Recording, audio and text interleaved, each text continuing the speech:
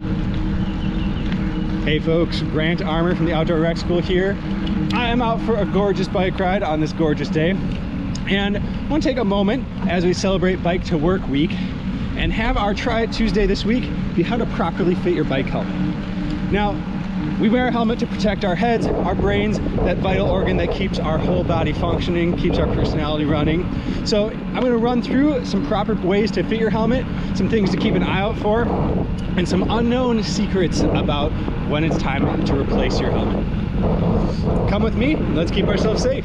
All right, so the bicycle helmet, let's talk about how we fit it first. Then we're going to dive into different types of helmets, make sure we're using the right one. And then finally, we're going to think about when it's time to think about a new helmet and replace the one you've been wearing.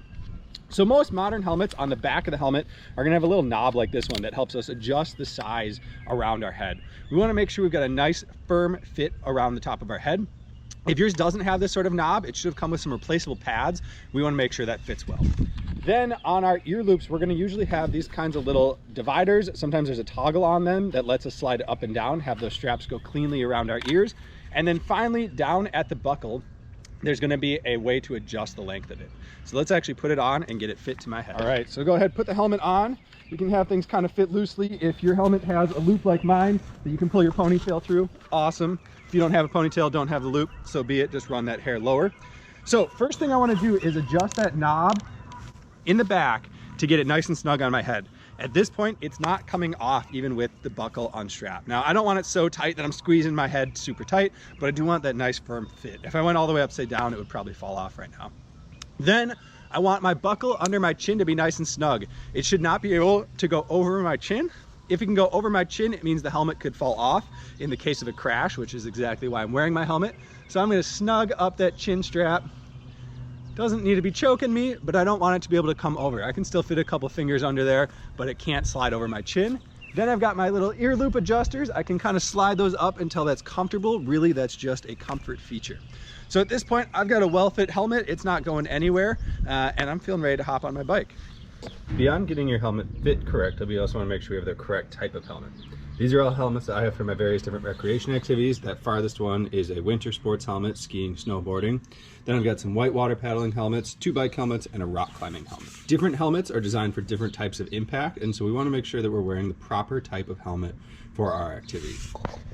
So when should I replace my helmet?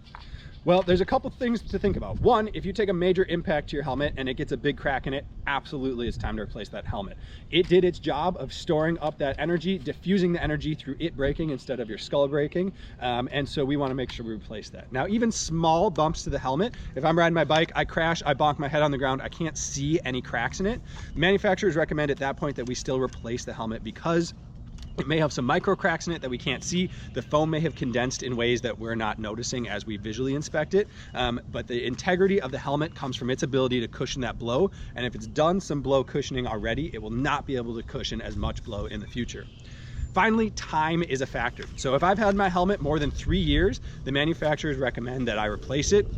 Some agencies argue that you can go up to 10 years before replacing your helmet, but one of the major factors in there is not so much time, but the elements that the helmet's been exposed to in that time. So if the sun's hitting it, those UV rays can damage that foam, degrade its ability to protect you. Additionally, things like your sweat can be quite corrosive to the materials of the helmet. So we want to make sure that we're keeping ourselves in tip-top shape, keeping our helmets fresh, keeping them properly fit on our heads, and that's going to keep us safe when we're riding.